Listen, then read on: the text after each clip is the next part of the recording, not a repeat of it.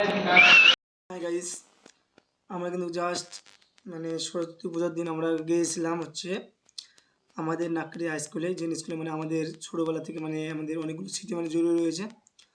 স্কুলে কিন্তু যাওয়ার পর কিন্তু গাইস আমরা কিন্তু ওই সরস্বতী ঠাকুরের সামনেই আমরা কিছু ভিডিও করি বা হালকা মালকা একটা ব্লগ বানিয়ে নিই।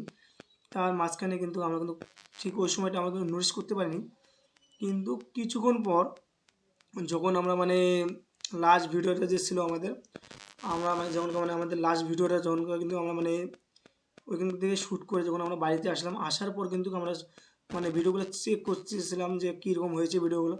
জাস্ট ওইখানে কিন্তু আমরা কিন্তু অলৌকিক একটা সাউন্ড শুনতে পেলাম লাস্ট ভিডিওতে, যে সরস্বতী ঠাকুরের যে সামনে একটা সাউন্ড আলাদা ধরনের। এর আগে আমি ওইরকম সাউন্ড শুনিনি, বা তোমাদের কেউ যে শুনে থাকো তোমরা অবশ্যই বলবা। আর তোমরা আশা করি তোমরা ফুল ভিডিওটা দেখো, দেখলে তোমরা বুঝতে পারবা যে কোন জিনিসটার কথা আমি বলছি তোমাদেরকে।